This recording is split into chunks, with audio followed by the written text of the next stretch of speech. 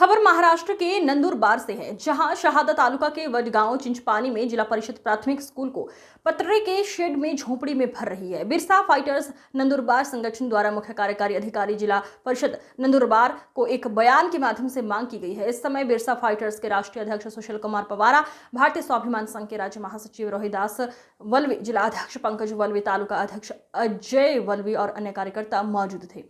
आजादी के 78 साल पूरे होने के बावजूद शहादा तालुका के वडगांव चिंचपानी में जिला परिषद स्कूल को पतर्रे के शेड में झोपड़ी में बनाया जा रहा है। ये बहुत दुर्भाग्यपूर्ण मामला है। जिले में आदिवासियों के विकास के लिए हर साल करोड़ों रुपए आवंटित किए जाते हैं, फिर भी आदिवासी छात्रों को पतर्रे के शेड में पढ़ाई करनी पड़ रही है। ये कितनी शर्मनाक स्थिति है।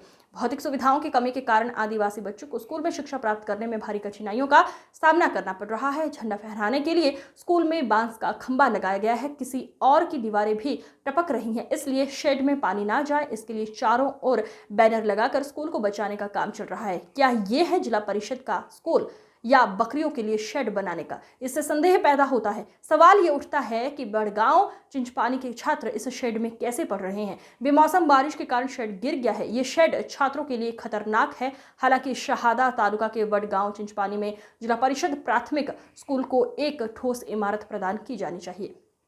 ये मांग बिरसा सेनानी संगठन द्वारा प्रशासन से की गई है।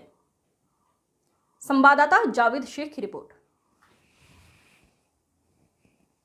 स्वातंत्र्याच्या 78 वर्षानंतरही आमचे आदिवासी विद्यार्थी मुलं हे एका पत्र्याच्या शेडमध्ये शिक्षण घेत आहेत, जिथं बकऱ्याही बांधू शकत नाही अशा ठिकाणी आमचे आदिवासी मुलं शिक्षण घेत आहे।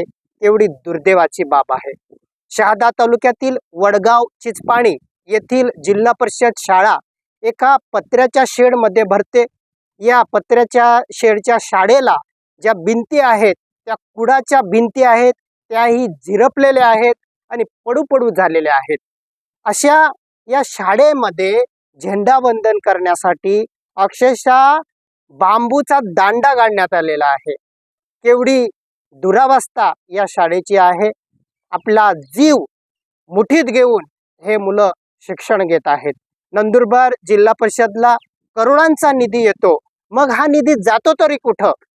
येथील लोकप्रतिनिधींना, आमदार, खासदार, पुढाऱ्यांना, त्याच पद्धतीने अधिकाऱ्यांना आमचे हे मुलं अशा बकऱ्यांच्या शेडमध्ये शिक्षण घेत आहेत हे दिसत नाही आहे का?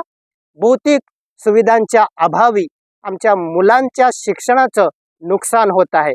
कधी हे शेड पडून आमची मुलं मरू शकतात, असा जीवितास आमच्या मुलांच्या जीवितास धोका आहे। म्हणून या शाळेला त्वरित पक्की इमारत बांधून मिळावी अशी मागणी आम्ही आमच्या बिरसा फायटर संघटनेतर्फे जिल्हा परिषद नंदुरबार यांच्याकडे केलेली आहे। या शाळेला त्वरित पक्की इमारत बांधून मिळावी, अन्यथा आम्ही आमच्या संघटनेतर्फे जिल्हा परिषद नंदुरबार समोर तीव्र आंदोलन छेडणार आहोत। जय बिरसा, जय आदिवासी।